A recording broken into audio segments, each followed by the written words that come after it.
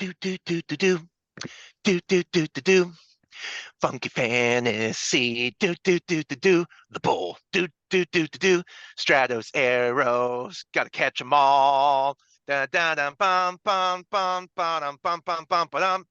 Do do do do do do do. It's the war of nerds. Da da dum da dum.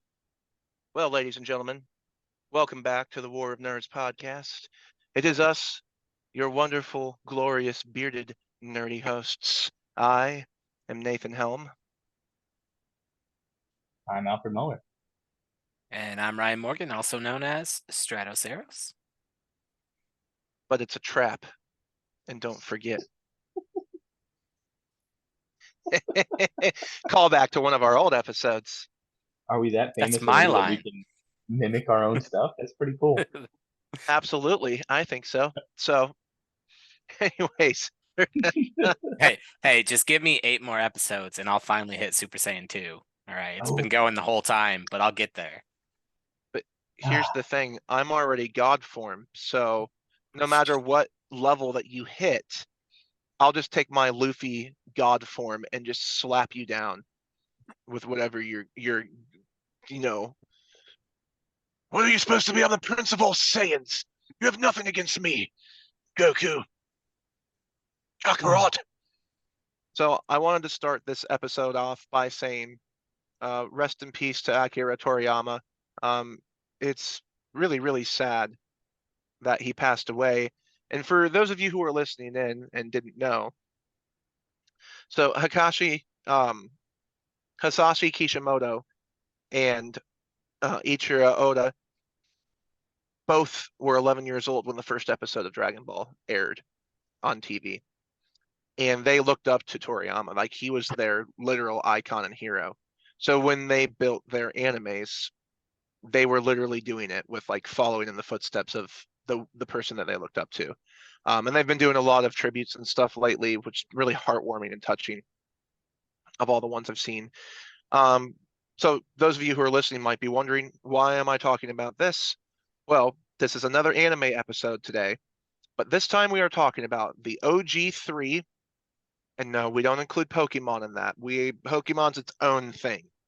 So don't worry, we'll get to that. Talk about the 3 OG Shonen Jump animes: Naruto, including Shippuden, Dragon Ball Z, and Super. And we don't talk about GT. So you can put that in the comments if you want to. No, we fight don't. For that. That is Go ahead. canon for me. I will die on that hill. I think we have a war of nerds start building. That's fine by me. And of course, the wonderful One Piece. And so we're going to be comparing those 3 OGs, and Ryan can have his little piece of the pie with GT. And that's a whole nother episode. Whole nother thing. Literally see this, even the screen even said, and whatever, it's not doing it anymore. But we're comparing those to newer animes, even ones that aren't necessarily super new classified, but FMA, Brotherhood, Seven Deadly Sins, JoJo's Bizarre Adventure, Cowboy Bebop, Elfen Lied, the list goes on. So we'll get into that. But first things first, please, if you haven't yet, subscribe to our YouTube channel, War of Nerds Podcast, or our Spotify, whichever you prefer to listen to. And follow us on TikTok for more updates as we go on with Season 2, because we're getting close to a wrap with Season 1, which is super exciting. And now that that I'm off of my sandbox, we can get going with the episode. So, gentlemen, my first question for the 2 of you is, which one of the OG3 is your favorite? Which one is the most nostalgic for you? And which one is the most transformed? We'll start with you, Ryan, because you look like you're itching at the teeth. So, for me, my absolute favorite and the nostalgic one are one and the same. Dragon Ball will always have my heart. Dragon Ball Z, I include GT, Super, Kai, all of that. Just in general, that has always been my favorite series that has gone on. And I don't even follow it as much as I used to. I still pop in with the newer stuff but I haven't like watched episode to episode with the newer stuff with Super. But even like the spin-off movies that aren't 100% lined in with the canon, those still like the Spice Boys, fantastic little spin-off movie there that does not fit the timeline whatsoever, but still enjoyed it completely. One Piece, I think, is the most evolved out of them all. I think it changes throughout the series more than the other two do, so they've kind of stayed with the times as they change. And then Naruto, I think, is just timeless and classic in its own right. So that would be my take on the big three in general. Okay. How about you, Mr. Alfred? So for me, I think Ryan and I have the exact same answer. Dragon Ball Z is the most nostalgic and my favorite. I still watch it. I started reading the manga when Super ended to catch up and keep up to date. But I agree that One Piece, since it is such a long running, I think it does have to evolve, and it's done amazing at that. It has evolved and kept viewers entertained and stuck with the times, kind of what we're going to talk about with this topic. And then I do think Naruto is one that I haven't really watched much of, mainly because Dragon Ball was my big one, and then One Piece I touched on a little bit here or there. I watched, but for the most part, Naruto kind of fell under the radar for me, so I don't know much about that one. Okay, that's all right. Brian and I can school you if we need to. But well, I shouldn't say school. Enlighten. We'll have an enlightening that will happen during another episode. GT. Anyways, yeah, I'm kidding. I'm kidding. For me, the most nostalgic is Naruto and Shippuden because that was my first real experience with anime. Obviously, I grew up seeing a few episodes here and there of DB and Yu-Gi-Oh and Digimon and Pokemon, but it was truly when I got out of the military, and because it's funny, you see me, you wouldn't expect this because I'm so nerdy at this point in my stage, but I used to think that anime was for weeaboos and that it was just stupid and that no, I would refuse to watch it because I'm just like, that's fine, I'm gonna watch something live action or another cartoon. Then I had to That is get kind of schooled. surprising. Yeah. I had to be enlightened by this video game that came out, Ultimate Ninja Storm 4, came out back in 2014 maybe. And it's like a Mortal Kombat style game for Naruto. And I was having so much fun. I was like, oh, these attacks are sick. I was like, when? And then my buddy's just like, it's from the anime. I'm like, I'm not gonna watch that. He's like, dude, just watch it. I'm like, fine. I started it and I finished it in 2 weeks, all of Naruto and Shippuden. So they're completely 360 there. So for That's me, impressive. Yeah. yeah, it was summertime during college. I had nothing better else to do, and I was just like, So luckily I had the time, and then I was just like, man, nothing can be better than this. And then I had to have my friends argue with me, like, there are good other animes out there, and I'm just like, all right, all right, all right, all right. And so that's the most nostalgic for me. The most what did I say? I said the most nostalgic, your favorite, and the most transformed. So my favorite is One Piece for many, many reasons. You want something lighthearted to watch, something fun, something where the characters are all likable. One Piece is where to go.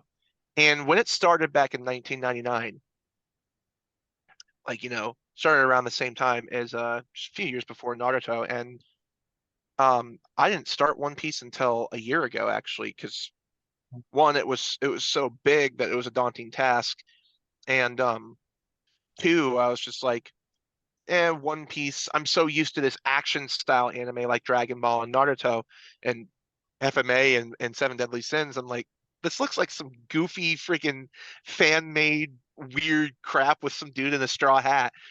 But I started watching it and I just felt like I was transported back to my childhood. The early stage of One Piece is really seeing Luffy come into his own, gathering his crew, all of the characters, a lot of them saying, like, I'm not a pirate. Like Zoro was adamant about being a pirate hunter. Nami was adamant about being a thief and loving money. Usopp wanted to be an amazing sniper like his dad, but he also wanted to be a pirate. And so you watch this crew get built from the ground up. And once everything happens after the Alabasta arc, things just really flow and move quickly on the Grand Line. And the crew develops their relationships with each other. And Luffy continues to learn and break past that wall to get his next ability and understand his Devil Fruit.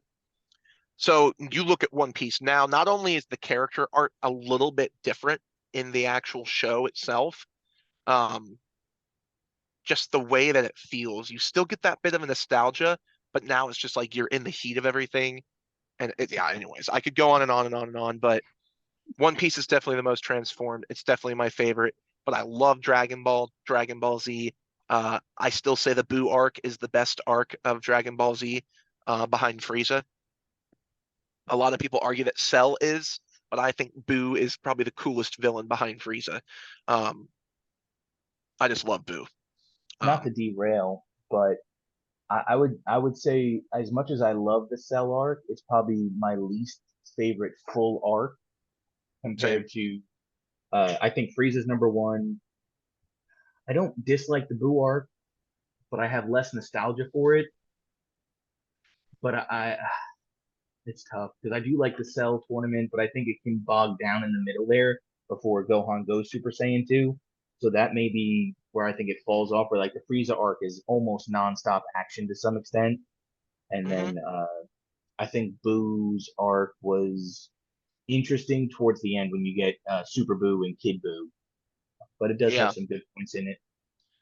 And you remember too with Frieza, not only was Goku's first transformation into Super Saiyan, but you also had Piccolo absorbing the other Namekian. Nail. And yeah, nail, no. Yes. Gohan's first introduction to the unlocked potential. I think that's what does it Mhm. for me in the Majin Buu arc. Why I don't put it higher is because I don't like that transformation. Felt like how the transformations occurred in Super, where they were just like, "Oh, we can take this what's the word I'm looking for? I can't believe I'm doing this. A side tray or like this easy step, this shortcut to get the power." Uh, but sorry, No, just no, wanted to like talk about that. Super is really good. It was a fun ending to Dragon Ball, and they left it on a perfect note to where if they didn't continue, you were okay, you were at peace with how it ended, but you would have been curious to see what else they could do with it. Um, Well, in the manga, they actually touch on more of Boo's backstory. So if you really liked Boo, you can look into that. what were you gonna say, Ryan? I was just that kind of brought me to a question I had written down as we were talking about this, and this takes us well off of our topic for it. That's But fine. Let's do it. um, with the passing of the creator, do you think anyone can pick up and continue the universe, or is it at a close? And if so, who could take on that task? The director of Full Metal Alchemist Brotherhood, hands down, no questions about it. Um, I would say Hasashi Kishimoto, but he is clearly busy with other things as he gave up Boruto to somebody else, which was a dumb move on his part because Mm, Boruto is just a dumpster dumpster fire fire. of a freaking show. Um, and I love how you can finish my sentences for me because you understand me so well. Um, so I would say the director of Full Metal Alchemist Brotherhood, her name's slipping my mind right now, so maybe one of you can look it up. Um, but I think she could, hands down, or believe it or not, the director of Seven Deadly Sins, if they could figure out how to not let it end the way that Seven Deadly Sins last season really just sizzled out. It ended very poorly. At least in my taste. I felt like season two of or season 2 to 3 of Seven Deadly Sins was peak Seven Deadly Sins. Especially for Meliodas and his brother Zeltred. Um, and his whole, his father, the Demon King, and all that stuff with Bond going to hell and everything else. Like it was really really, really cool stuff there. And of course, Bond, like with Bond's sister and her relationship. Excuse me, Harley Quinn's Mhm. sister, her Yeah. relationship with Bond was amazing. Mhm. And Harley Quinn had his transformation. Deanne had her transformation. Meliodas got his other sword from Merlin, which was pretty cool. So I feel like the director of Seven Deadly Sins has potential to do something with Dragon Ball, but if I had my choice of the lot, it would be Ichiro Oden, but he is too busy with One Piece. So I don't see that happening. So So I'm similar with Nathan in that I think Seven Deadly Sins creator Nakaba Suzuki he could easily he was a huge fan of Dragon Ball Z. He's modeled a lot of his stuff after Dragon Ball Z, like we were talking about in the beginning with the others, Nathan. So I think he could do it, and I will stand no bad talk about Seven Deadly Sins. Of course, I'm joking. I love the other opinions, but that is my all-time favorite anime as of right now. But I think he really, could you do it. don't say. Yeah, yeah. But other than that, I would be interested to see what Akira Toriyama's son could do. I don't know what his skills are in anime. I'm not familiar enough with his work to know if he's even involved in anime.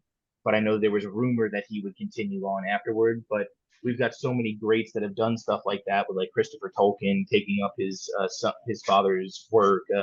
You've got Stephen King's son who's doing pretty good work on his own name, not using his father's name. So I would think that would be interesting. But I also would be okay if it just kind of ended. Like that was the finale for it, and we'll just move on with other and new anime. I take it back, actually. I think the director of My Hero Academia could do Agreed. amazing work, Agreed. actually. Um, there's a lot of, I mean, the director of Inuyasha possibly could. Um, That's the another good. director of JoJo could probably do some interesting stuff.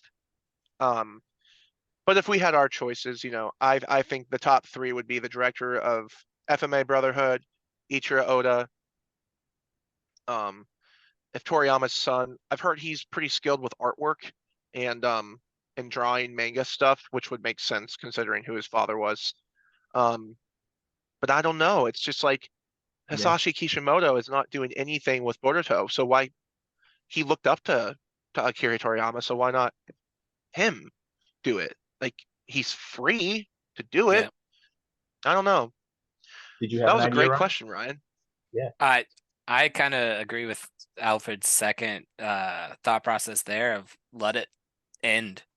I mean, it was his legacy.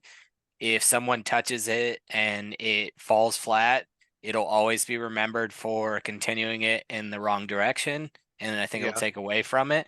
I do think a lot of people, the ones you've mentioned especially, could take it in a great direction or continue kind of where he was wanting to go with it. But at this point, he ran it through to its entirety. Let it sit as it is and let it be remembered for all he was able to accomplish during his life. So, but I do think there are people that are going to try to take it a different direction. I think there are people that are going to want to continue it, and it'll be a matter of if they allow them to or if they are able to be up to the task. So, and maybe a new change or a little twist on it is what needs that refresh where it evolves like One Piece has. But in my eyes, I would be okay if it stops where it is. So, yeah. I'm okay with it being over. mm, Because I already know we wouldn't be able to get any of those people to do it 95% on that 10 to 1. So I say I agree with you guys on letting it end. We can dream on what we would mhm, like to see, but it super ended on a nice note. I mean, Mhm. it was a good conclusion to the show. Goku's development and Vegeta's development. It could continue on, but be at peace. mhm. Um, so we're talking about comparing the three to newer animes. So for you guys, what do you feel like is the differences between the OG three and some newer animes from the last decade or so? not What only in like creative, artwork styles and like action and plot, but like just overall direction. what would we say are like some of the main, if we were to do like a secondary big three or a more modern big three, what would we kind of say those are? My Hero Academia, Mhm. Attack on Jujutsu Titan? Kaisen's, well, yes and no. Attack on Titan is one of those lesser popular ones, but among its own fan base is very popular, but it's I not would go huge. What's that? Demon Slayer, I think, would be a Yeah, popular one that would be a newer one that would be on a comparison level. But that's there's fair. so many out there now with the newer wave, it's harder to narrow down like a three that are leading because you also have Fairy Tale is another Mhm. huge one that's on the newer version, but I would say it almost mimics the older three as opposed to being Yeah. the style of like some of the newer anime. Well, I So mean, I guess, let's.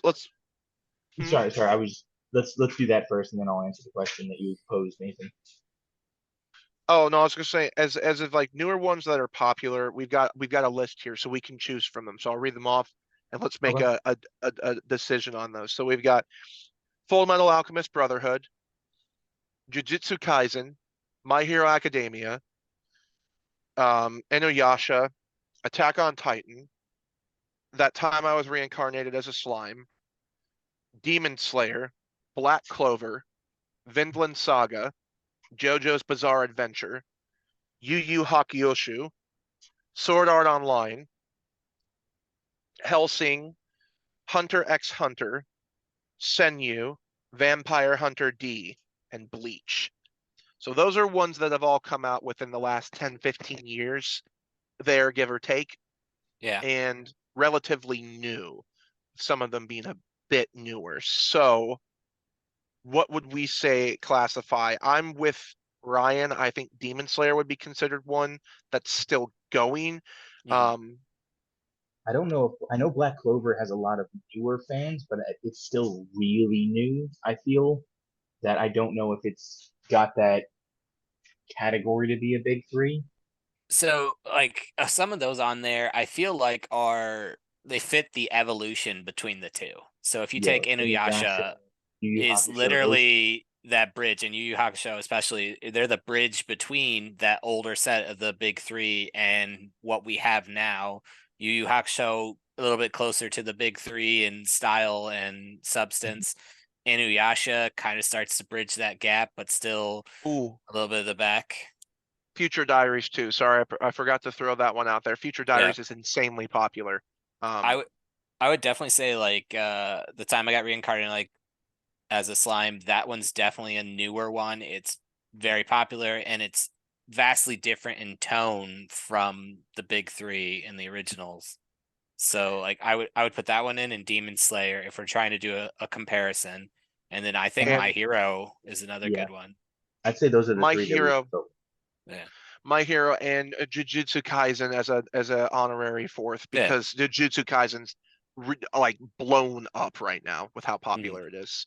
Yep. Um, So we I guess talking, to answer the question, at least for me, then I'd say like the original three have almost an adventure style where like Dragon Ball Z, you're going to different worlds. One Piece, you're traveling across the world. And I feel like while there's movement in the newer ones, it's more localized. yeah, Um, like it's not as world expanding. I'm it's thinking urban like for sure. yeah, like I know we didn't mention it, but like Seven Deadly Sins is much newer than a lot of those shows, but that's local in a specific kingdom. Demon Slayer, I think he does travel to some extent, but it's not in the same vein as the previous ones. Yeah, And to be honest, I haven't watched a whole lot of Demon Slayer, but even like Black Clover, it's located in a kingdom. It's not yeah, traveling as far, and then just like the topic of story, I feel has both narrowed in and also grown. Where like the main three, we have fantasy style, but you still have fantasy, but now you have like soccer teams and slice of life anime and murder mystery anime and mob anime, that kind of stuff. Uh, Yeah. so topic has broadened, but also you still have like the fantasy specific animes have just kind of doubled down on that fantasy element. And even in Jujutsu Kaisen, you've got a lot of dimension hopping type stuff, especially with their visual prowess and things that they use. So you've got dimension portal hopping type travel there, but again, it's centralized around. Even My Hero Academia is centralized. I mean, they go back and forth from like Tokyo to like the academy and maybe out for training, but it really all takes place kind of in the city. And well, I don't know why we always forget this one, but One Punch. Mm-hmm. Um, Mhm. One Punch is a popular anime. Yeah. Yeah. And that one grossly makes fun of anime as a whole, and I love it because Yeah. Saitama is awesome. I'm just saying. Um, so yeah, it's so, but so how would you compare, Alfred? These new the three of the three, four ones that we're talking about, how would you compare those to how they make you feel I, emotionally versus how the originals did? I think, and I think Ryan had mentioned something like this off camera. I Mhm. think they've focused more on character than the original, the big three that we're talking about. Like, you've got the memes going around where it's like an anime man walks into a coffee shop, the teller says hi, and all of a sudden there's a 5 minute monologue. What does she mean by hi? Does she know who I am? Is she asking me hi because she sees that I'm depressed? Blah blah blah blah. And a 5 minute monologue goes by. Whereas in the newer animes, each character gets enough spotlight that it's not just generic character development. I feel like it's deep character development. Where outside of Goku and Vegeta, no one really cares about Yamcha or Krillin. 17, they did a great movement and developed his character afterwards. Even Gohan, outside of the Cell Saga, has kind of been flat up until Dragon Ball Super Superhero, where he just kind of you recreated uh, the Cell arc for him. Uh, but like was watching Black Clover, and the characters are going through actual problems, and each character within the Black Bulls at least is getting their own screen time, and they have legitimate problems that people can relate to. They have development within those problems to either grow or fall depending on how the arc wants to go. And even with what was the other one I was thinking of? Attack on Titan that we mentioned, even though it's not one of the big threes, but like that one is a roller coaster of emotions for everybody. Uh, so I think it's more character development in a substantial way rather than just the main heroes who are supposed to be the focal point of the anime. Yeah. So that's where I think the main difference is for me. How about you, Ryan? So I agree. I think it goes down to the notes the individual shows hit. If you look at like the main characters for the three we were talking about, One Piece, Naruto, Dragon Ball Z, they all have like a goal they're trying to hit. Goku wants to be the strongest fighter there ever is, and that's generally what drives him. Naruto wants to be the Hokage, that's what drives him. Luffy wants to get to the Grand Line. He wants to be the king of the pirates. That's what drives him. But in the newer animes that come out, there's much more of a deeper emotional hit. If you look at Demon Slayer, there's this emotional connection to why he's doing what he's doing, the loss, and then his sister, and the connection, and how they're dealing with all of that. If you look at the time I was reincarnated as a slime, the opening sequence, like you see this decent guy who hasn't really done anything with his life, and they make this in a very short time a connection with that character, and then you see it all fall apart because he's trying to save someone else's life in a selfless act, and then it goes through the mindset of what he's thinking as he's dying, and everything he's thinking as he's dying turns into what is created in this new world he goes to. All of these things in the newer animes hit on like a much deeper emotional spectrum, I think, and that's what keeps people involved in these newer shows, I think, is you feel for the character. Like Goku, yeah, we wanted him to be the strongest. We always wanted him to defeat the enemy, but I really wasn't invested in him stopping the person. Frieza's going to blow up the planet of Namekians. I don't want him to blow up the planet of Namekians, but I really have no connection to the Namekians that has really like made me, oh no, they can't possibly do this. No, it's not possible. But then in the newer stuff, they really make you want to, like, they cannot fail. If they fail, I'm gonna cry that this character failed, because everything I believe in right now is invested in this one moment that they're trying to accomplish. And I think their goals are a lot broader.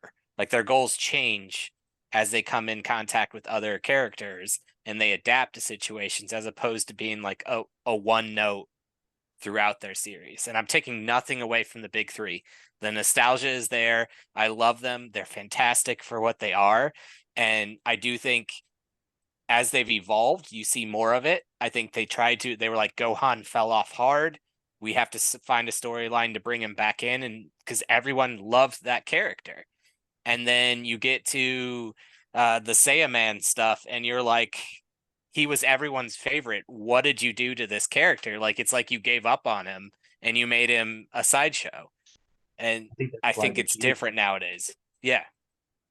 because even So, though Akira Toriyama didn't like him as a character, what he did to make him a good guy was the most developed character within that world. hands down. Yeah, I think this is a thing in books too, when people read. You ask them, oh yeah, who's your favorite character? You know, so many people expect people's favorites are going to be the main character. But I know for a lot of people, myself included, usually the main character isn't my favorite. I love the main character because we all root for them because we're hardwired. That's our pre-programmed response, is to cheer for the main character and their morals, right? Mhm. But usually like attached to a side character, like if we're going the route of Dragon Ball, well, usually people like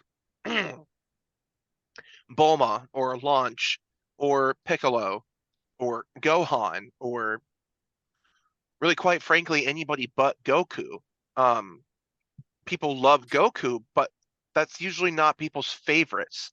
Yeah. I've talked to a lot of people and they're like, yeah, no, for me it's Krillin, or if for me it's Yamcha, until he gets Yamcha'd, and then he's just basically unimportant, you know, or Tien Shinhan, like a lot of people like love him, or Master Roshi, or Trunks. Trunks is one of the greatest characters to come Trunks out I of is that. 100% great. agree.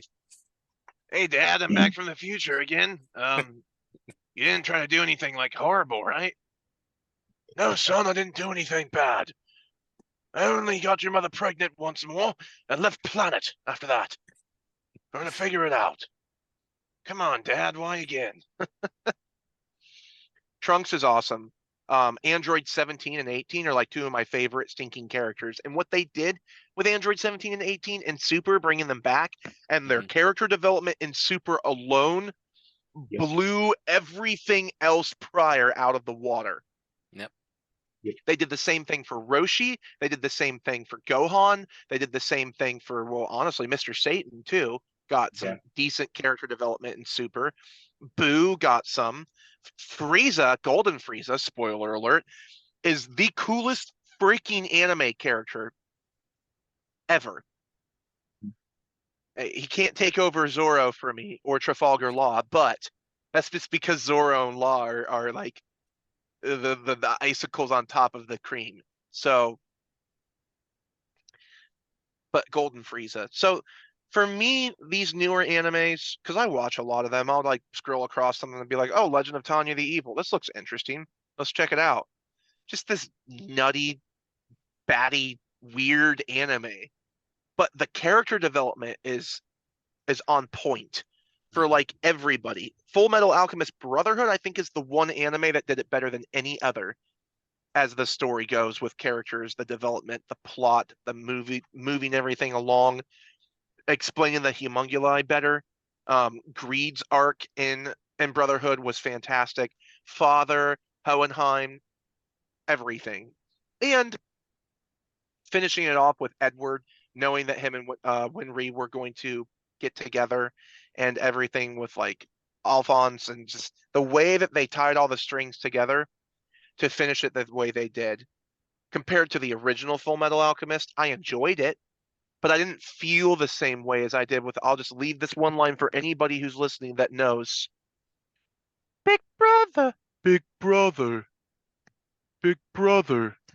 Anybody who knows that line knows exactly what I'm talking about. And first of all, how dare you do that to my precious little character. So these newer animes, Demon Slayer, Jujutsu Kaisen, My Hero, they're just fun, they're fresh, and they take all the things for character development for our main characters. My Hero struggles a little bit because Midoriya is just a little bit whiny and cryy. He cries so much throughout the first 3 seasons, like, I was in all night, I was singing all night. Like, dude, Bakugo's just like, shut up, moron, bastard. Bakugo's one of my favorite characters, and so is like Izawa, the teacher. See, side characters, that's my jam right there. Naruto Shippuden had an issue with the original Naruto. There's arguments about this, and maybe you guys can agree or disagree, but the original Naruto was pretty solid through and through. There wasn't too much back or side or filler, which was nice, unless it was important and valuable to the story. You had the tuning exam and the forest and the tournament, everything leading up to, spoiler alert, Sasuke leaving to go with the Sound Ninja 4 to go to Orochimaru, the whole thing with the curse mark, that leading to Naruto training with Jiraiya Sensei, one of the legendary Sannin, moving that forward so that Naruto could, one, learn summoning jutsu and beat Neji, and his character development, not just, yeah, he wants to be, I'm going to be the Hokage, believe it, but also his ability to inspire all those who are around him. It was one thing that Naruto did a little bit better than Dragon Ball, was people felt like they wanted to rally around Naruto because of his personality, whereas Goku just wanted to be the strongest fighter. But he wasn't really somebody who rallied people around him, but he was somebody who transformed people who were around him. So Vegeta and Goku are hanging out. Goku's starting to go more toward being more of a Saiyan, whereas Vegeta's starting to kind of come back more and get more of those Earth tendencies. And so they're perfect for each other, but when they're separate from each other, they revert to how they were. Speaking of the Blue Arc, he needed Mr. Satan to rally everybody to give him enough power for the Spirit Bomb in that arc. He couldn't do it himself. Yes. They didn't listen to him, didn't know him, but Mr. Satan, despite his lack of character development up to that point, everybody loved him. He was the hero. He was the icon of that city, Hercule City. So they were just like, yep, I'll listen to him. And Goku, even though he's been the hero this entire time, didn't have that clout. Freaking Mr. Satan. I'm the strongest fighter there ever was. Oh, go in and fight me. Oh, man. Hey, Mr. Satan. Oh, hey, Goku. Like, he's gonna fight, and then Cell comes over, flicks him in the forehead, and sends him into the mountains. Oh, my stomach. Oh, stomach ache. Oh. Sorry, Team 4-Star. They're just their parody of everything. It's just amazing. So all right, we kind of went through what these newer animes are doing and how they kind of bring that freshness back. And well, I mean, I'm not gonna say people are tired of the old school animes and kind of like that they're bored. I know for Boruto, people are just over Boruto, and as Dragon Ball Super, people wanted more, but I think they're satisfied. One Piece, people are just like screaming at Oda to finish the stinking show so people can get their ending. But it's gonna be 50-50. People are just like, well, I want to see like Luffy as the king of the pirates for another 100 episodes. Well, they do that, and then you're extending something that doesn't need to be extended, and you're gonna wear it thin. Whereas you leave it, we know the show's gonna end with Luffy, we hope so.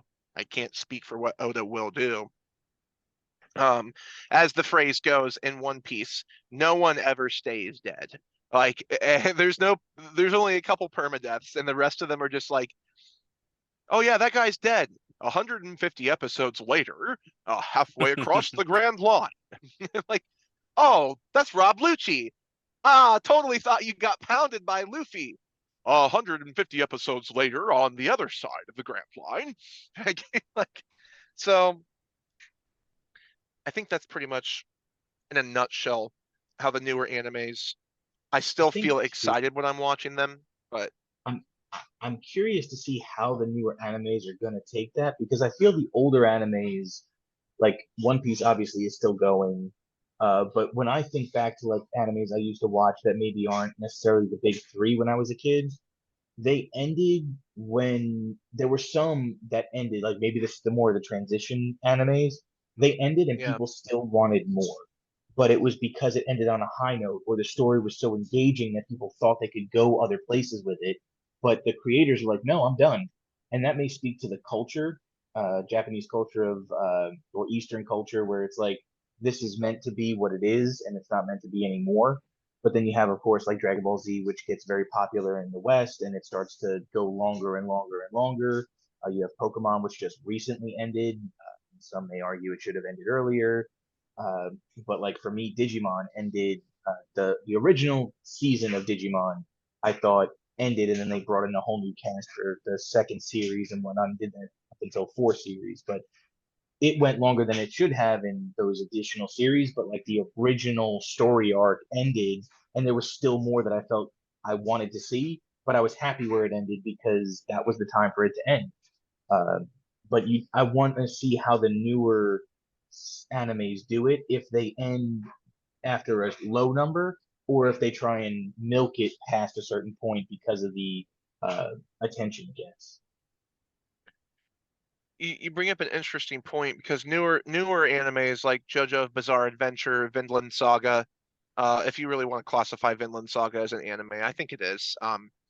But things like that, Black Clover, which is decently new. It's not, it's not as new as like Demon Slayer or Seven Deadly Sins, but it's been around for a minute. Bleach is an older one, but Mhm. these newer animes seem to be going a little bit shorter, it seems, with their runnings because they've learned from the mistakes of past animes that attempted to go long. Like Cowboy Bebop, I think is one. Now I know I haven't watched it, which people shame me for it all the time. I know I'm a sinner. I haven't either. Apologies in advance. I will though. I It's am going good. to watch It's it. worth it. Yep. Yeah. Isn't it only like I, 25 or 30 episodes total? Yeah, it's not long, but it's 100% worth it. And it's one of those older ones that hits those emotional notes that some of the others don't. But it's like, it's one of the oldest classic animes that's just, one season, 25 episodes. You follow along Spike Spiegel and, the little corgi and all the little characters that come in. And it's said Cowboy Bebop holds one of the most emotional scenes in an anime ever written that rivals Full Metal Alchemist Brotherhood and Elfen Lied. And Elfen Lied is another one of those very short animes. It's brutal, it's gory, it's real world reality harsh. If it was like, a superhuman type situation, but it only went for like, 14, 15 episodes. And you look at other animes that are decently short. Attack on Titan really isn't that long for the amount of episodes. My Hero Academia really isn't that long for their episodes. Bleach is a wee Is bit longer. Yeah, mhm, but like there's a couple of small ones that I don't know if many people know, but like Wolf's Rain was a one mhm. season uh anime about wolves that have gone extinct, but they didn't because they had the ability to morph and look like humans. Witch Hunter Robin, I think, was one season, maybe 13 episodes. Um, I mean, these animes they make you want more, but the story is complete and it's interesting enough in and of itself in such a short amount of time. And I think that's something that's changing with the newer ones is there's two parts to it. The first one being they're hitting all these emotional notes to the point where you can't draw it out because you can't get the same impact from the same emotion once it's been solved. So you hit it in the first season, you can't turn around and have the similar payoff in the second season. so they have to switch it up. Then the third season maybe is a final one because they've hit all the notes they want, and now they got to wrap up the story. So they can't hit what, like the longer Dragon Ball Z and stuff. It's not very emotional. It's just strictly he's trying to be the strongest fighter. He's trying to defeat the evil that comes. Because he becomes stronger, somebody even stronger wants to challenge him, and that's the ultimate problem. So it's always just a power level rising is what keeps the show going and going and going. Of Yeah. someone stronger shows up, but it's not a oh, we were so saddened by this loss that we had to overcome it. Oh, now we're saddened by another loss. We have to overcome it. Now we're sad again. We got to overcome it. That loses its sting. Whereas the power level, it's like, oh, why is that guy stronger? Oh my gosh, that's an insane movie just did that we haven't seen in the first 500 episodes. And now I see this new thing that's even crazier. Okay, how are they going to compare to that to be able to defeat it? So that can keep that longer, older series going, where these newer ones are playing on a different note and they can't extend that as far without taking away from their payoff. And then I think the second part of that is a lot of shows have gone to the model, like you'll see this even with like regular television, of like 10 episodes a season max, and they try not to go past that. And with these shorter animes, they know they have a shelf life of X amount of seasons, X amount of episodes. So they're Yeah. trying to pack it all into one shorter box and then get multiple seasons out of it. But then, like you said, once the stories run dry, if you go past that, you're just rinse and repeat, you lose fans. So they're like, end it while it's at its strongest point. And I think there's even a few that could have gone one more season, and they're like, oh, we just don't know how to make it strong enough for another season, so we'll end it prematurely. But See, that's something I I find think interesting. Sorry, Nathan. no, you're fine. Go ahead, brother.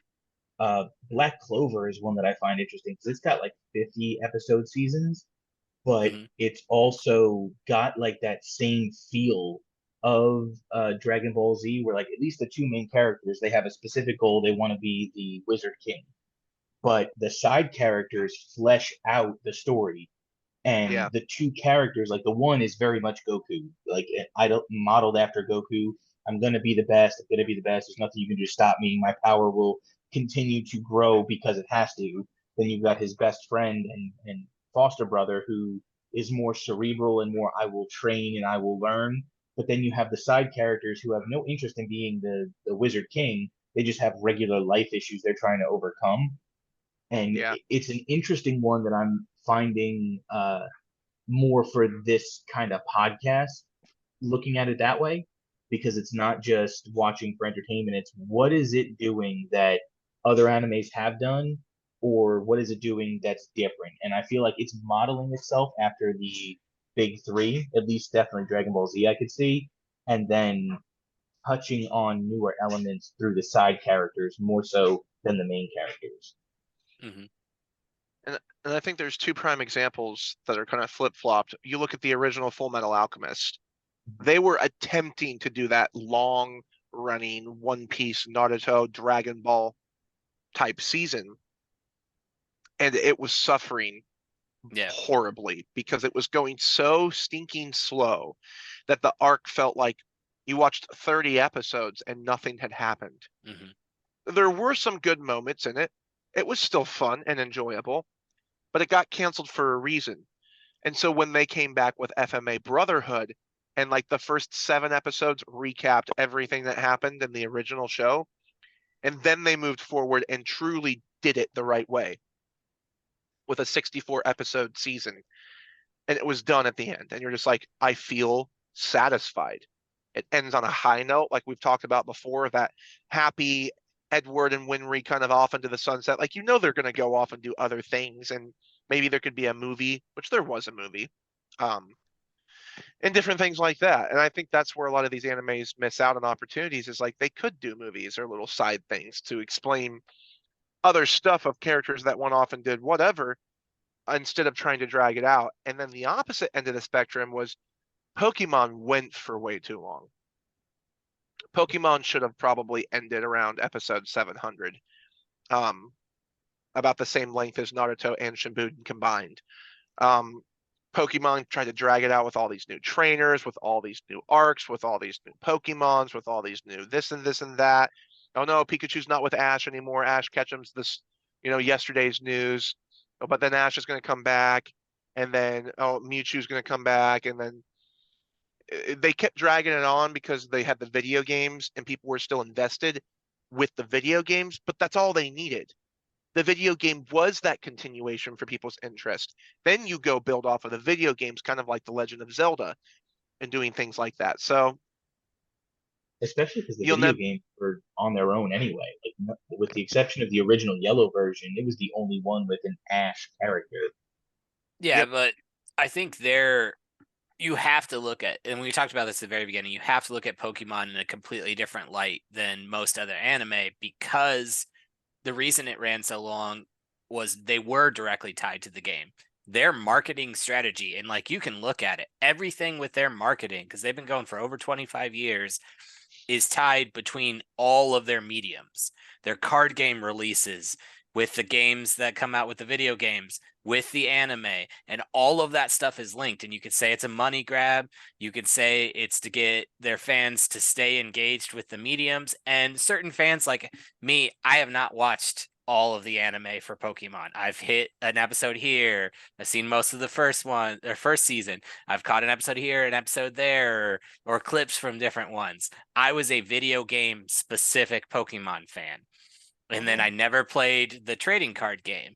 But being in that loop of the big three there with the trading card game, the video games, and the anime, you knew when certain things would release, and they would be hints for the other ones. So if you're looking for the video game to come out, the anime would start or hint something like in the final season of whatever it was prior to that video game coming out. Their magazine would release little hints, and then the trading card game would be released after the video game had been out for X amount of time, and each one fed off of each other. So I think that's Yep. kind of why it went so long, is because that was their strategy with it.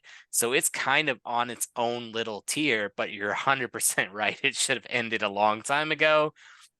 I think they did Ash a huge disservice Oh with yeah, how they did his whole arc. Like I think they didn't even give him an arc. Like he never grew because every time he got to a new season, it was like he was starting fresh over again in a Mhm. new place. So like yeah. that one's very hard to compare to the others, but I do think it's one that they drug out way too long. One of my They, favorite things that you're talking about, Ryan, is the first Pokemon movie that came out. You're sitting there and it's the opening, and you're like, oh, okay, Pikachu gonna fight. Who the heck is this elephant Pokemon? What the heck is this? I was like, I didn't know that existed. That's not one of the 151. What am I?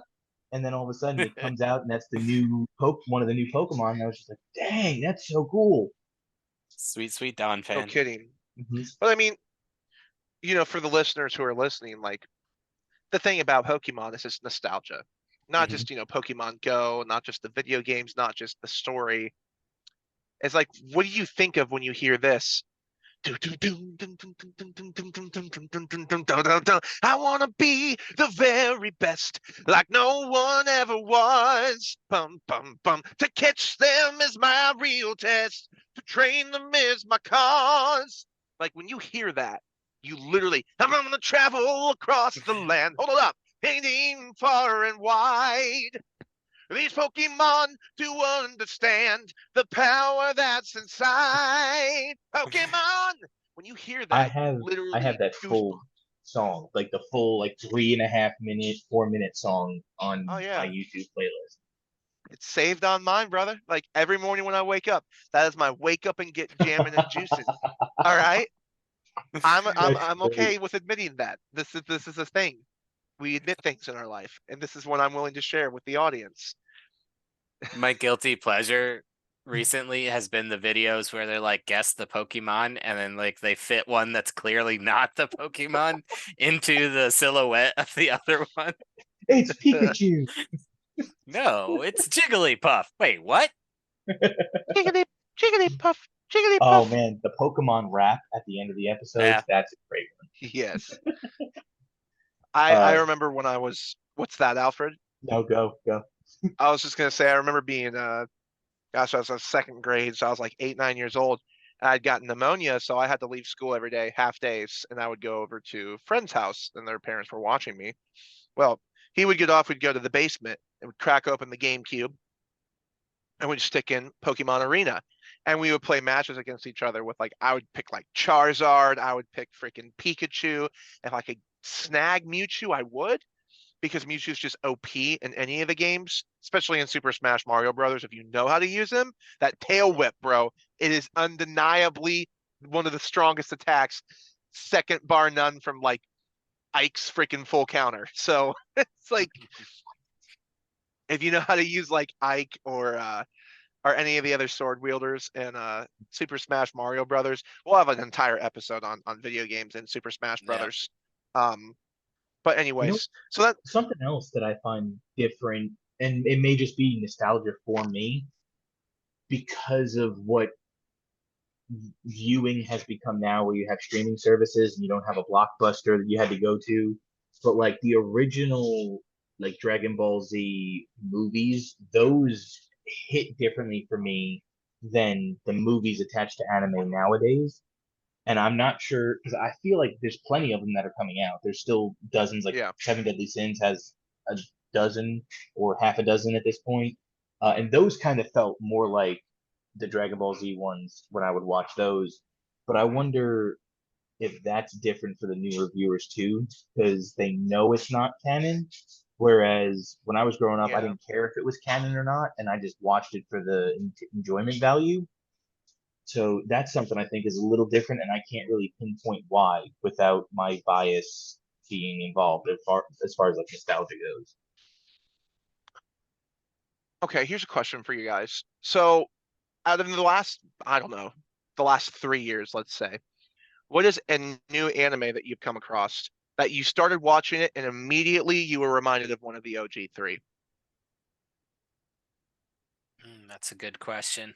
And I mean immediately, either based on the main character, based on like the flavor of that first opening episode, or a fight or a stylistic choice. Like Black last Clover. 3 years, Black Clover. Okay, It reminded me of Ryan, Dragon Ball Z because the main character reminded me of Goku that's right. instantly. I'm trying to think of the newer ones that I've watched recently. A lot of them missed that note. So if you have an answer, go ahead. Let me think for a second and see Yeah, if any of them pop in my head. immediately when I started My Hero Academia, I got Naruto vibes, 100%, all the way through. Not just because of like the tournament style, like going to an academy, and how like in Naruto they're all like starting the ninja academy where they're trained to become chunin and go into the exam and eventually work their way up to become um chonin and then junin, jonin, excuse me, because you had chunin, you had oh wait, no, I said that. Okay, well, you had chonin and junin. Was that it in Naruto? There was like three, wasn't there? Genin, Chunin, and Jonin. There we go. So they were Yep. training to become Genin, and then they were going to the Chunin exams, which is funny because at the end of Naruto, at the end of the Great Ninja War, Fourth Great Ninja War, Naruto is still a Genin. He never graduated the Chunin exams. He goes on the train with Jiraiya. He comes back and finds out like freaking Shikamaru's a Jonin. He's like over there hanging out with Tamario, one of the sand ninja. Everybody else has become like Chunin. He's just still a Genin, but literally can wipe the floor with anybody. Like I'll be a Genin all day long if I literally have Sage of the Six Pass power. What's up? Let's go. That's something that I mean, this is kind of off topic, and I'll give Ryan some more time to think, but it reminds me of like that's a trope in anime where the main character isn't necessarily up to par with everybody else, but they're still better than them. So Yeah, like I'm thinking like Yu-Gi-Oh! GX, the guy's in like one of the weakest classes of duelists, but he's still the best one. He's just in the weakest house. Or I'm thinking of Black Clover, he's in the yeah, weakest house. literally. Uh, and it just like even Goku to some small extent, he was a Saiyan that wasn't a Saiyan. He was viewed as an a lesser because he was more human. And then like you're talking about with Naruto, that's a common thing. I mean, first episode of Black Clover, dude literally gets this dark book that gives him a sword that can block any magical ability back at the user. Like, that's a pretty handy thing. He still can't use magic to save his life. He still doesn't have his own spell book that he's gifted with, but he's able to summon a weapon that's way too big for him, which is why I love it. It's like Cloud walking around in Final Fantasy VII with a freaking helicopter blade. It's like, let's go get some lightning attack. Sniper rifle when you get an anime sword. No, what we need is an anime baseball bat that literally, when somebody's like sending a magical attack, you'd be like Ness and like Super Smash Mario Brothers. It's like smack the freaking magical power. It goes back like with double the energy and runs in like a wave and just freaking sends the dude 200 yards into a freaking canyon, and it just boom, mountains crack off the tap, and still with that baseball bat, just like So, yeah. I had to look this one up because I started watching it. I forgot the name of it, but it's called Plunderer, and they have numbers printed on them, and it's like their strength or their value, and the number can go up for different reasons or down for different reasons. And people with a higher number can order people with a lower number around. It's super interesting concept, so I jumped into it. It didn't quite remind me of the OG Big Three, but it gave me original Full Metal Alchemist vibes because they kind of had like Ooh, this okay. military presence, and then the adventurers and how they have to like skirt the military but also still work with them and work against them. It gave me Trigun vibes, which is an older anime with Oh yeah. Vash the Stampede, trying to like he would pretend like he's this blundering idiot that couldn't do anything, but then when he was pushed to where he had to act, all of a sudden he's like the most elitist fighter out there. Same with this main character in this one, so it gave me a lot of throwback vibes to a lot of the animes like I really liked, and those were two of my favorites from back in the day that weren't as popular as the big three, but still I enjoyed watching. So that's probably one I would say is worth watching or giving a view, and see what you think. But it didn't directly give me those three vibes, but it I, kind of took it back a little bit. I have a rebuttal question for you. You brought up Trigun. Have you ever seen Eureka 7? Yes. Yes, I had to Okay. think about that. I did like that one too. That's an unknown, undiscovered anime, kind of like Elfen Lied. There are so many older ones that are good just like that. But go ahead, keep going. The reason I brought up Trigun, I was like, Eureka 7 came out around the same time as the Yep. original Trigun. And there was a lot of like people were like, well, Eureka 7's better. No, Trigun's better. No, Cowboy Bebop's better. Spike Spiegel all the way. Well, Trigun actually just came out with a new Trigun. Seriously? Yeah, they did. And some people were a little salty, but then my buddy started watching it. I haven't gotten to yet, but he said it's literally amazing. That just made my list. So How do you we can put feel that on about there. like that? Because I know for me, Digimon Tri was a very painful short series to get through. Not is that it was bad, it's just like they took all of my hopes and dreams and crushed them into little tiny dust Like particles. GT. I actually enjoyed GT for what it was. I'm sorry. We got to talk about this episode. All right. Dragon Ball It's gonna GT. drag on so long though. I don't care. Ryan, go All ahead. right, that's fine. Tell us why you love it All so right. much. So I know it goes a completely different direction, and I think a lot of people looking at it now got what they wanted out of Super. So now they're even more bitter that GT ever existed. But if you watch GT for what it was, that it was taking it in a little bit of a different direction, they were trying to show what's the advancement to the next level because everybody wanted a new level. Like every time they got to Super Saiyan 2, what's the next one? Oh, it's Super Saiyan 3. What's the next one? And we kind of got stuck on Super Saiyan 3 and we got fusions instead. And then that's where Dragon Ball Z ended. And everybody was like, but what's the next level? Where are they going to get to next? And I honestly thought Super Saiyan 4 was one of the coolest designs that ever came out for changing up the concept. Because, yeah, you can go with the hair gets longer, the hair changes colors, but they ultimately look the same. Super Saiyan 4 was a complete transformation of the body to unlock a new level for me. I do like some of the villains that came in GT. Uh, Goku going to a little child type thing was kind of like a throwback to Dragon Ball for me, which I started with Dragon Ball. Like I originally was a Dragon Ball fan before I ever watched Dragon Ball Z. And it had that nostalgia of now here's Goku back in his prime where all the fun happened. He's fun, silly Goku, but he's still wrecking people's day with his ability and his strength. So for me, GT hit a lot of notes. I will not say it's the best series. By far, it's the worst out of all four of them. And I will not ever say that it is the best of the four. However, I think it gets way too much flack and people don't defend it for what it did bring to the table because it took what the fans were asking for and tried to deliver on everything. And that's where they made mistakes is they tried to hit too many notes. But they literally took what people were asking for. It's like, okay, hey, we'll give it to you. They didn't execute properly.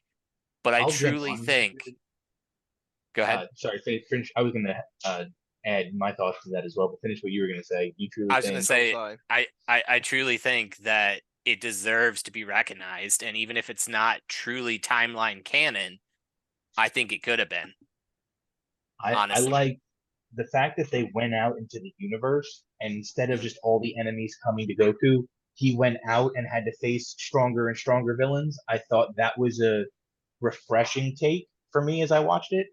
It's one of the Super Saiyan 2, my two all-time favorite transformations.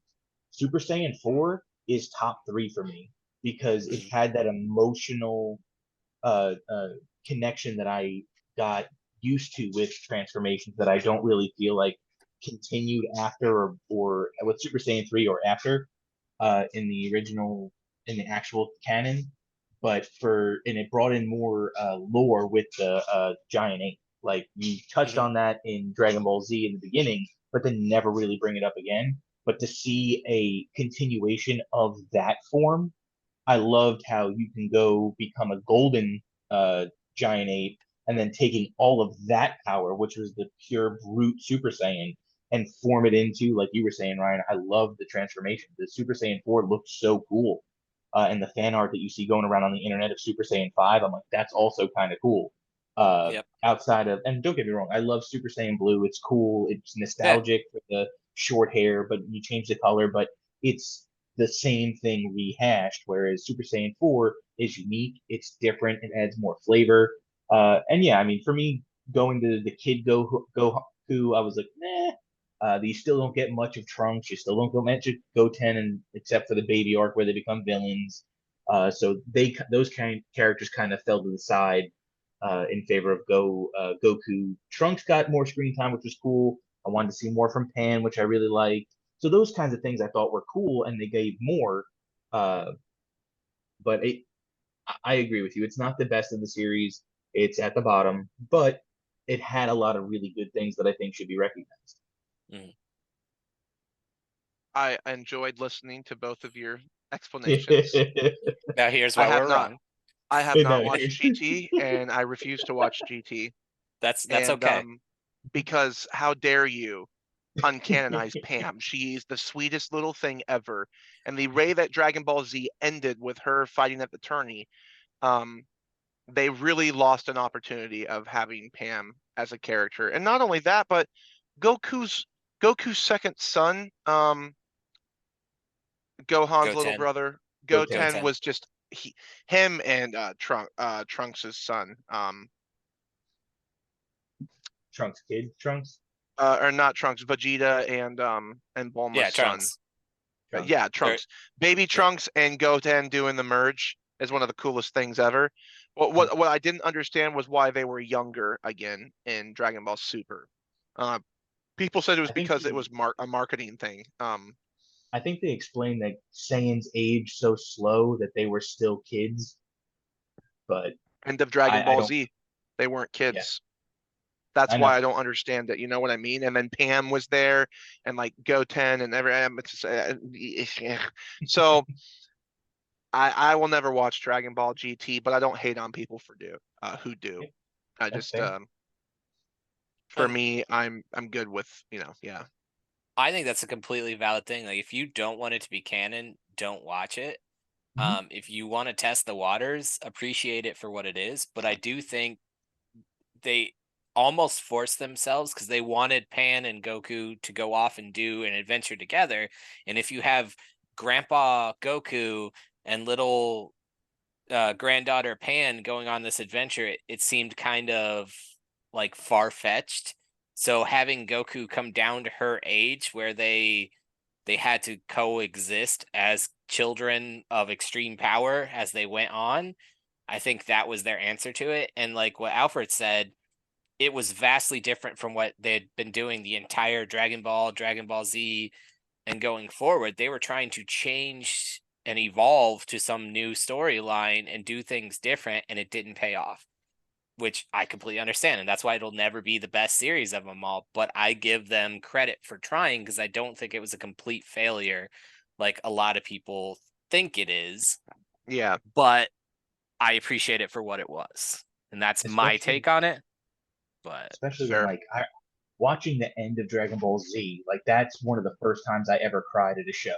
When Dragon Ball Z ends and he flies off with Oob and everything, and I was just like, you can't the music, the flashbacks, like all of it. I was like, this is too much emotion for me. And then you look online, and you're like, oh, GT, what is this? And it's like, oh, it's bringing back all the characters I love so much. And you're watching it, uh, and it filled that void that I had after finding the first anime I really loved, and then having it end after three glorious arcs, uh, and plus a dozen movies and all this great stuff. So I think nostalgia also helps with GT for me.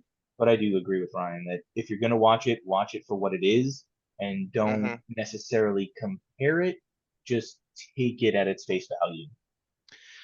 As Matthew McConaughey says, screw you for hating something just because it's popular. eh. So for those listeners in the comments, let us know what you think about Dragon Ball GT. Do you consider it canon? Do you wish that Pam would have been a part of Dragon Ball Super? Um, and just other things. Do you feel like if Dragon Ball GT would have been, um, I think it could have been a prime opportunity for Brawly to be brought in as a more of a figure because Brawly was a cool character. He was dumber than a box of rocks, but he was, as Vegeta says, so dang cool. So I will die on the hill that OG Brawly is better than new Brawly. I I agree there. And then one of my favorite spin-off movies is the Brawly clone.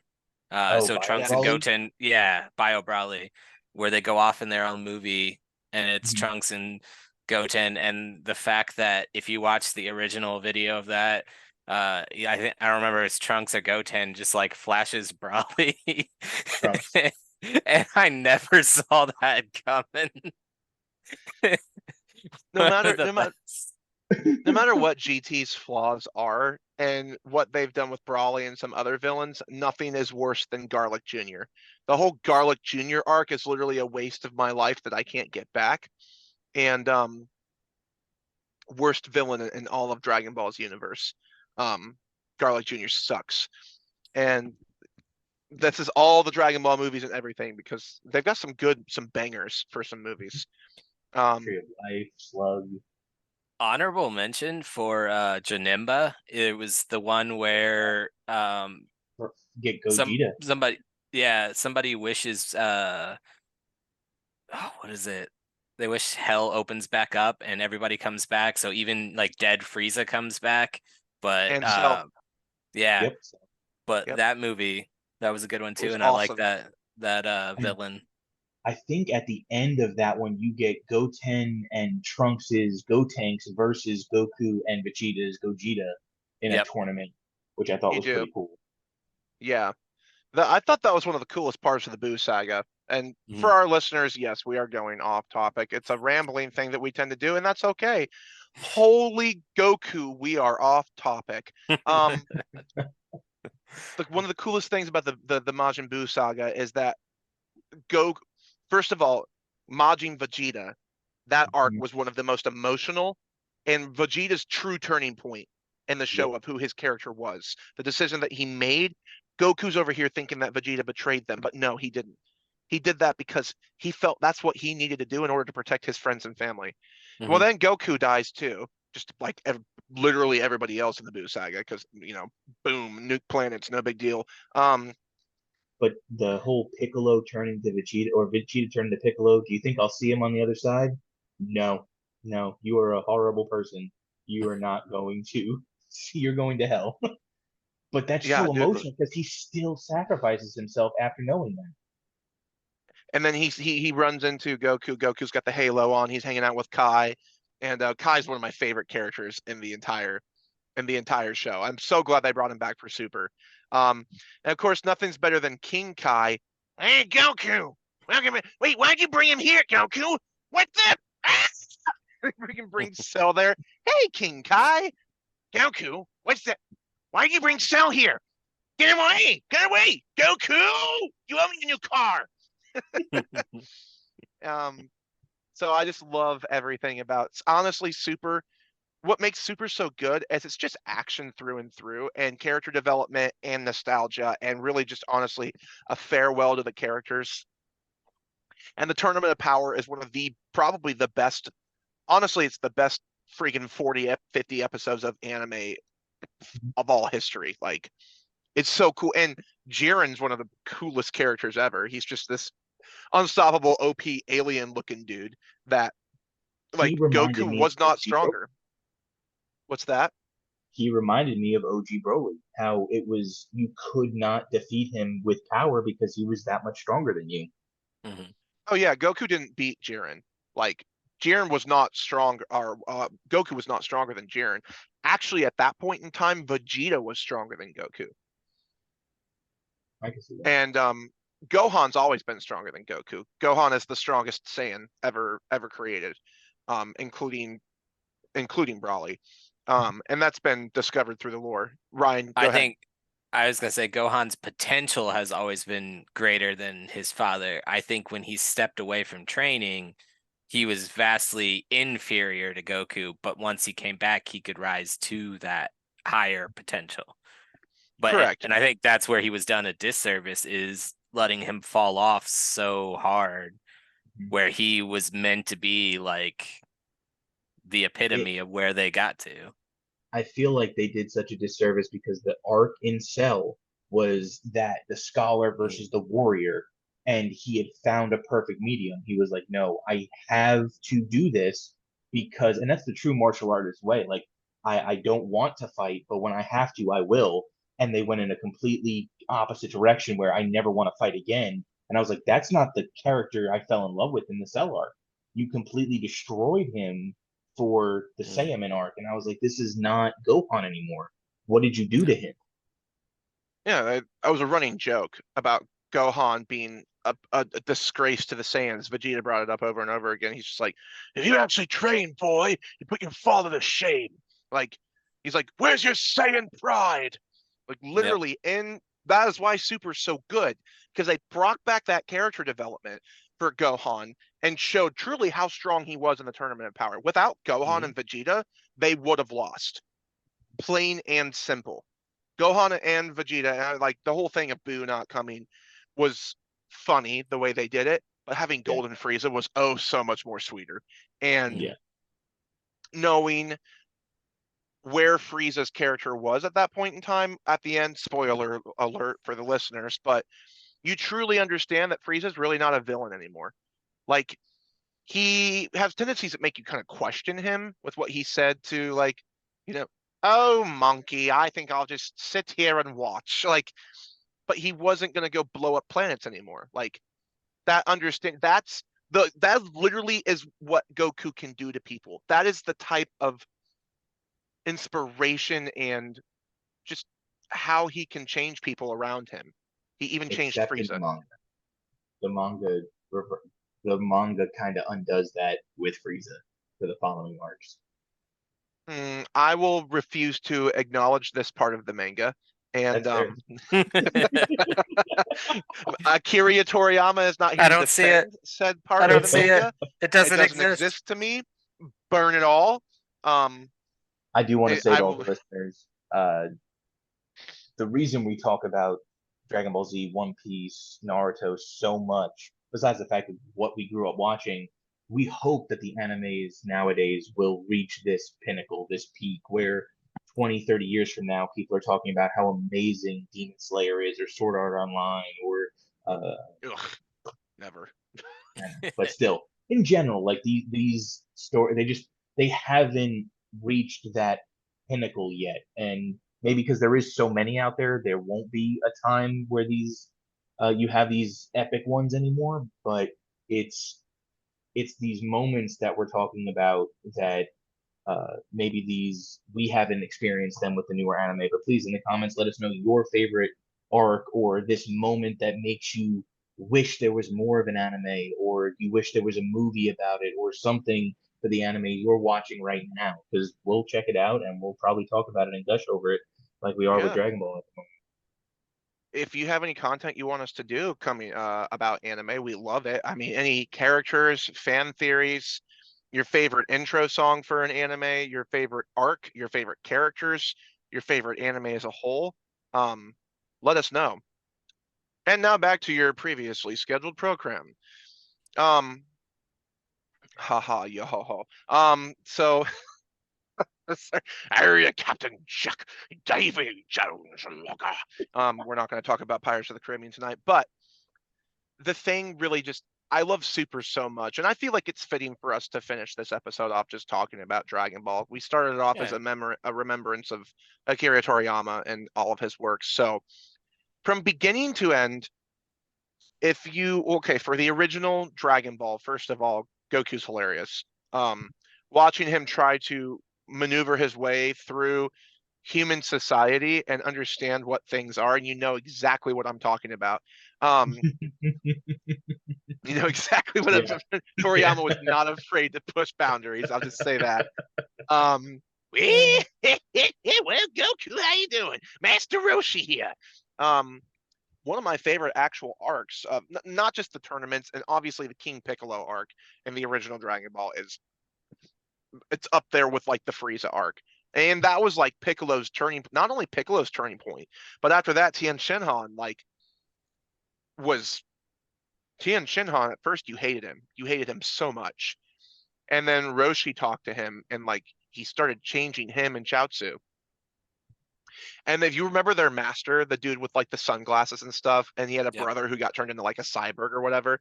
I thought that was hilarious. Now, Yeah. Yep. Exactly. The tournaments, what was so funny is you've got Krillin and Goku over here who are just, it's like we talk about with like weightlifting. You talk to anybody who is just a gym rat weightlifter versus somebody who's done like blue collar work in the field, construction, things like that. Strength versus these guys who are like the martial artists. So here's little Goku and little Krillin. And Goku's just like, hey, Krillin, you might want to go easy on these guys. Yeah, sure, Goku? Yeah, I'm sure. And it's like first time Goku touches one of them, they just go flying off. And he's just like, and Krillin's just like, wow, Goku, that was insane. um, but it took Super took Roshi, which you get in Dragon Ball, and then yes, brought him back to that height of no, this guy is not some old man, pervy old man just sitting on an island. He's a legit martial artist. he's a legend. He's Mhm. the one who first trained Krillin and Goku. Not only that, fought against Goku in the tournament In disguise. undercover in Yep. disguise, exactly as Mr. Jackie Chun, which was hilarious. He's like, That's oh, great. Jackie Chun. He's like fighting his student and like still like bowing his respect at the end, telling Goku he did such a great job. Him and Krillin. It was the respect that Roshi gave his students that got in return to where Goku would always tell you like they're like, are you sure Master Roshi's a good pick for the Tournament of Power? He's just like, you kidding me? Master Roshi's awesome. And like then you see him gonna go into his bulk form and like he tried the evil silly evil purging spell again, the sealing spell that they use Mhm. against King Piccolo, and wasn't able to nail it down. But it's all right. It just goes to show, like you said, he's not just this old fart who's to be forgotten. He is a formidable opponent who lasted pretty long into the tournament, actually. Yep. Obviously, with the androids being Android 17 and 18, Android 17 being the Android 18 being the strongest one. She was stronger than her brother, and that was a proven point. That's why he sacrificed himself to allow her to continue, because her endurance could outlast his. Or no. Vice versa. Sorry. She had less endurance than her brother. He remained. He was the one who won it for them at the end. But the reason that they could go for so long is they didn't have the same endurance like the regular people did. So without 17, Goku would have been screwed at the end. No matter how many times he went Super Saiyan this or like Ultra Instinct. Kaioken to the 200th level or whatever he wanted to do, there was no way. And then you had to consider people like Hit. Hit was another awesome character. Dude could Mhm. literally see a couple seconds into the future. A really hard opponent that was kind of like that. Goku, see what you can do with this guy throughout the series to prepare yourself for the inevitable opponent that you're going to face. That's going to, and Hit was from Planet 11, I believe. Earth Yeah, because 11. main guy, they're from Universe 7, if I'm not mistaken. Goku and all them, and then Yeah, I they think are. I think they were 11. Beerus's brother. Hit was 11. Yep, Beerus's brother was 11. And then Jiren's was it 19 or Hmm. 20, 21? I don't think it went that high. I think there was only 13 universes. Then 13 was Jiren's universe. It was the Was it? top, Yeah, right? I don't remember. Well, now I don't remember either. Shoot. I'll Oh look well. it up real quick. But Um, yeah, keep going. and in the Tournament of Power, what I want to know is who was your favorite enemy character that Goku had to go against? None of them were actually really Goku's enemies. Jiren wasn't actually a villain. A lot of people like to pin Jiren as a villain, but all Jiren was doing was trying to protect his own planet. Mhm. So at the end of the day, you're trying to protect your own planet, and then Android 18, 17 basically said, bring all the planets back. Like, I thought that was pretty cool. Because Jiren had this opinion. This is like, you're all filth, you're all vermin. And by the way, for those who don't know, the voice actor for Jiren is the wonderful voice actor of Frankie from One Piece, and also Endeavor from My Hero Academia. Um, can't think of his name right now. It's slipping my mind, but So Hit and everybody in that side, the other Saiyans and all them, they were Universe 6. Our Z Fighters and everybody's Universe 7. Jiren was Universe 11. so they were 11. It was 6 because the opposite of 7 to make 13. That's right. But I'd I say thought my Beerus. favorite, yeah, my favorite enemy that he went up against, it was Jiren, or at least Same. Universe 11, but I loved how Goku, in traditional anime style, stopped fighting and was like, so you're Super Saiyan 1 right now. How about I show you Super Saiyan 2? And this is Super Saiyan 3. And it was just a beautiful moment where he's teaching, which we finally got female Super Saiyans, which I was waiting for with Pan and GT and never got. That was But amazing. yes, to have them, and he's sitting there and he's like, so this is Super Saiyan 1. Now this is Super Saiyan 2. And that's when what's her face goes to Super Saiyan 2. Uh, and her sister being like a female Broly, that stuff was cool. And his name's Patrick Seitz or Seitz, however you say it. That's the voice actor for Jiren, and also Frankie and Endeavor and many other characters. And the voice actor for Hit is the wonderful Matthew Mercer, the voice actor for Trafalgar Law, for Pain from Naruto and the video Pretty game, cool. and many other voices that he's done. Matt Mercer's awesome. But yeah, the Tournament of Power, the way it ended was nice because they got to fix the universe and show that they didn't just care about being the last one standing. They actually, like, Goku cares about everyone. And he was trying to explain that to Jiren, and Jiren refused to he refused to accept it could be a possibility until the very end, and he found himself alive on his planet. He's just like, huh, he really wasn't lying to me. It's like, yeah, he really is a good person. So What about you you, just come Ryan? to find, yeah. What about you? So I haven't watched the full Tournament of Power yet. It's on my list, but I don't know. Like I told you, I hadn't caught up with the newest Super stuff. But based on like what I have seen in little clips here and there, like Top is one of my favorite characters, just Dude, because like yes. Mhm. one, the That's mustache is Yeah, dude. just that alone amazing. I'm But top. You can't beat me, Goku.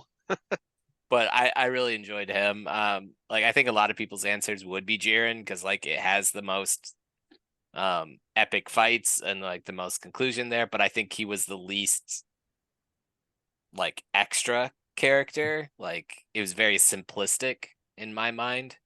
So Him and Rabbit fair. Boy. Yeah. mm, Him and Rabbit Boy were really like the rabbit dude from Universe 11 who was just so fast. And Mhm. Top was the first one who you really come out and see how powerful he is, and you're just like, Jiren's over there just doing nothing. And you're like, this is how powerful Top is. What's Jiren like? yep. I think that was my favorite part of Super is the combination. So like in the Saiyan arc, you have Kaioken. So that's cool. You never really see it again after he faces off with Vegeta. And then you have Super Saiyan after Frieza's arc. But then in the Tournament of Power, you have Super Saiyan Blue plus Kaioken. And it's like, Hmm. oh wow, he's actually taking techniques that he's learned and mixing them together, which is awesome.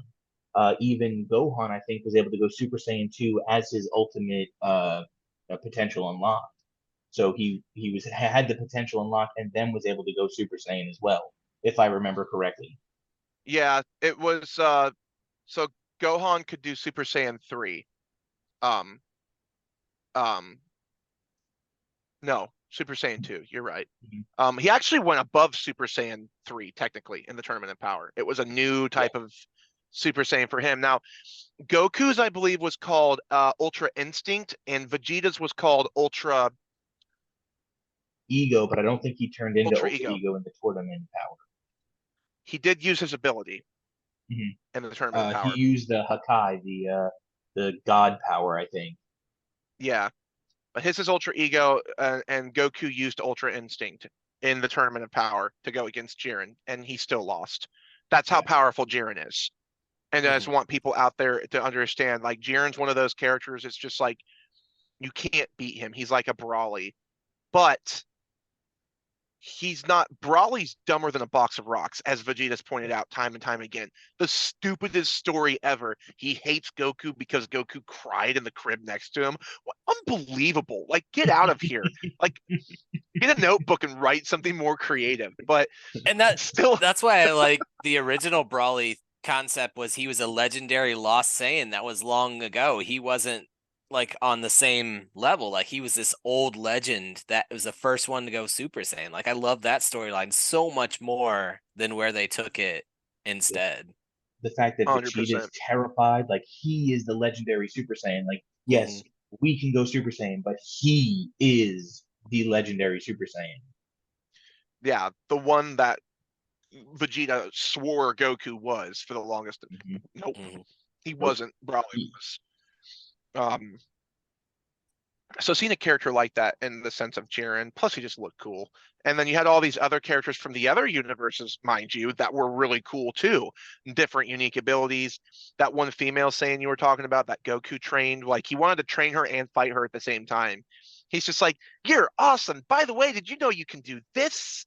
I can do that. And then he just, swat the floor with her. And he's just like, you did well, but Kale is I've got just stuff to do.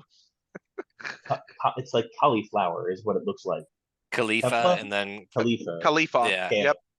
and then Kale. Hmm. Yep, because their names are based off of vegetables. Vegetables, Vegetable. yep. Kakarot, Vegeta, Raditz, Napa cabbage. Raditz. Hmm. Oh, hey, Vegeta, Vegeta, Vegeta, Vegeta. Bardock is a type of Japanese Bardock. vegetable of some sort. Yep. And then you got like Beerus. They're named after tasty drinks. So Hmm. Beerus and Whis. And Mhm. by the way, Whis is voiced by the same voice actor who does Brook from One Piece. Oh, cool. So kind of interesting little character. And he also voices, the dude with the face covering around in My Hero Academia with the multi arms, Hmm. also the same voice actor. Oh, wow. But yeah, no, it was a lot of fun. Super was I'm gonna go back and watch it again. Honestly, it's just a tribute to Akira Toriyama, and it just is so much fun. And One Piece has moments like that, but it doesn't have such a grand scope.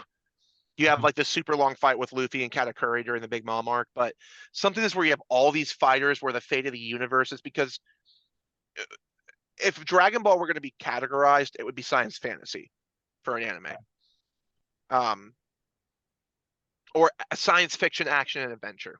Uh, Probably would be more accurate later on, I suppose. Um, just because of the space travel, learning about Kai. From the very beginning, you knew there was a grander scope to everything. I remember Goku, first time he died, when they fought Vegeta and freaking Piccolo hit him with the special beam cannon. Um, Team 4-star, Hakaba Nakaba. One of the sumo, oh, screw it. Special beam cannon!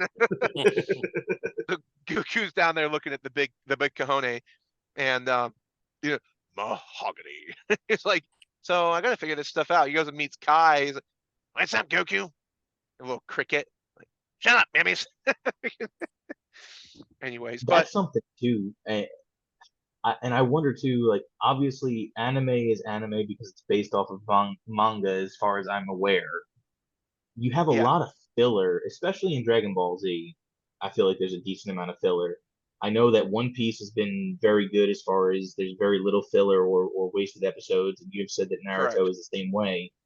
But I Uh, think no, it does have filler. Shippuden suffers the same problem that Dragon Ball Z suffered from. Okay. Um, And see, that's where I wonder if this newer wave of anime doesn't have that, or if they're better about it. I think they take it out, honestly. From what I've watched, there's less filler and it's more, it flows faster. And because they don't want to take away from the notes they're hitting, they want to keep you invested. you're you're actually 100% right with that, because Attack on Titan, as an example, the first few seasons, you had a few flashback episodes of Eren Yeager's father, but then in season 4, like the tail end of season 3 and the final season, all of the back lore dropped in, and you got all the backstory, and it was all relevant at the point when they Mhm. dropped it. But up until then, it was just go go go. They think they're the last of humanity. Here we go. This ultra thriller, dark fantasy anime. With these other ones out there, Demon Slayer is super short. And so they don't have an issue with catching up with the manga, because the manga's short, so therefore they don't have to worry about that. It's the longer ones that have these drawn out mangas that are not finished. Hisashi Kishimoto was not finished writing the manga when Shippuden was still going. Akira Toriyama was, I think he was done with the manga. No, he wasn't done with the manga.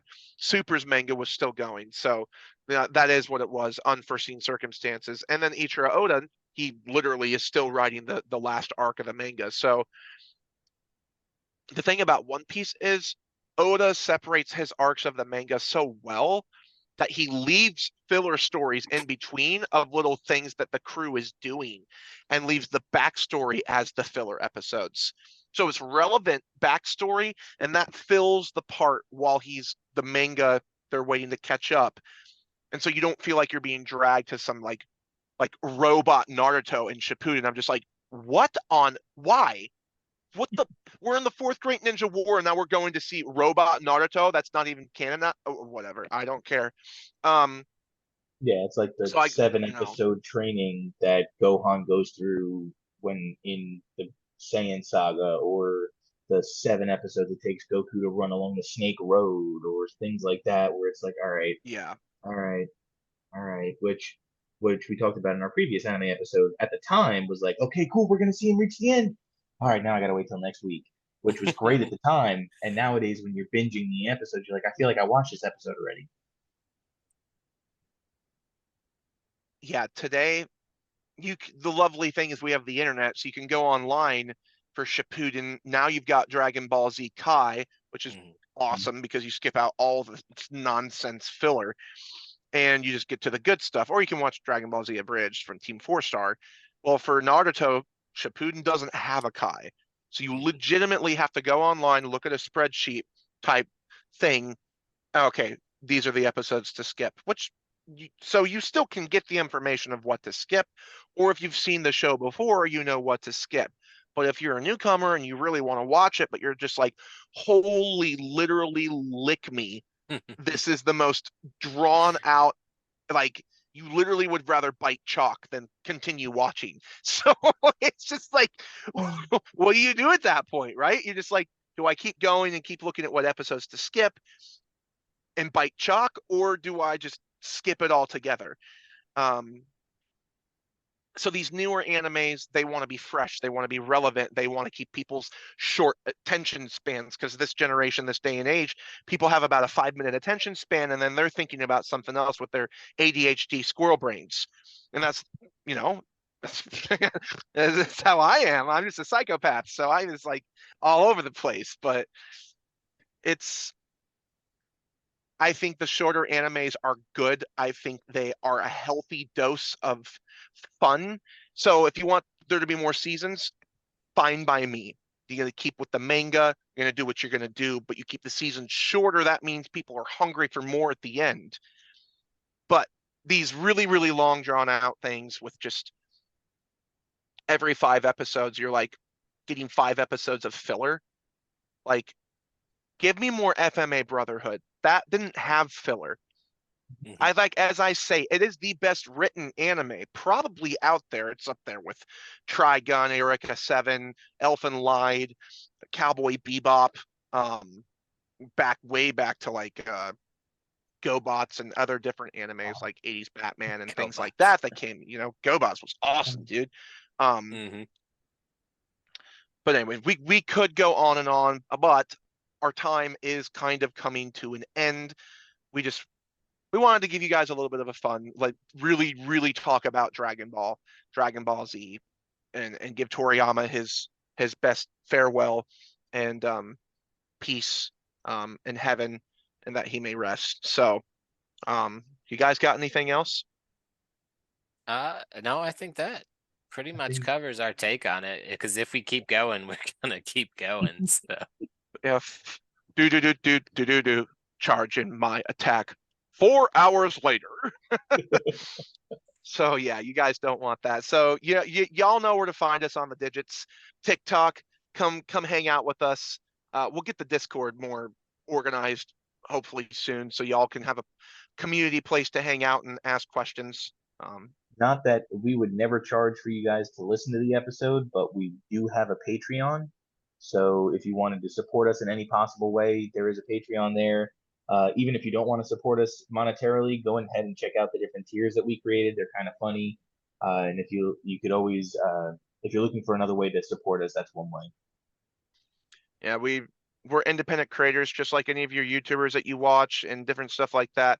Any type of support helps, even if it's $3, throwing a buck in there just to say, hey, we love you. We don't want anything extra, but just like, hey, thanks for what you do, bringing us, anything helps so that we can continue to serve you better, coming out with like merchandise, shirts, hats, some really creative logos for those shirts too, depending on what tier of the Patreon you're in.